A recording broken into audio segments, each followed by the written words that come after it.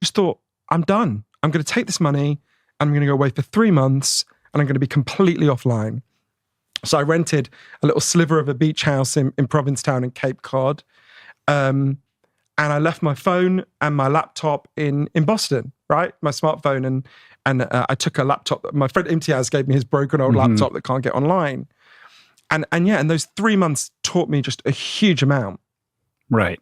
So during that period of time, I'm sure you didn't really talk about this in the book, but I would suspect for at least, 7 to 10 days, there had to be kind of a detoxification, like weaning off, like kind of you're, grabbing for the phone that's not there, or just feeling antsy because you can't get that immediate dopamine fix that the phone, will always provide. It is funny. There was the first 5 or 6 days were just like a haze of decompression. I almost felt stoned, right? Like just I felt a tremendous lightness and sense of relief, but I was exhausted by then. I had been working unbelievably hard in the run up to it. That might have just been just being on a break, right? But I kept having these, it was a physical response where I would, exactly what you described, I pat my pocket, feeling a panic. You think, shit, where have I put my phone? You're like, oh yeah, you don't have it. And I had, I'd bought a phone, it's called the Jitterbug. It's the only phone you can buy in the United States now that has no internet capacity. It's designed for extremely old people. It has enormous buttons. And it has an emergency button so that if you fall over, it'll call the nearest hospital. So I thought, hey, it's a win-win. And it's funny, I would open that phone in those 7 days and just sort of stab at the buttons.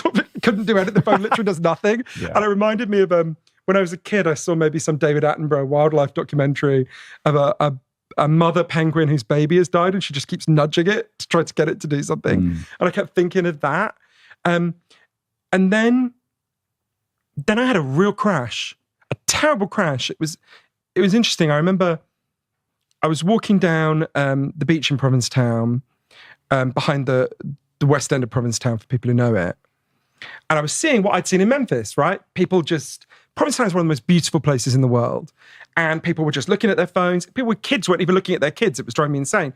Normally it would drive me insane. But this time, instead of saying to them, oh, you're not present in your lives, you're not, I wanted to go up to them and go, give me that phone. I want it, right? I wanted to, and it was interesting, this tremendous hunger.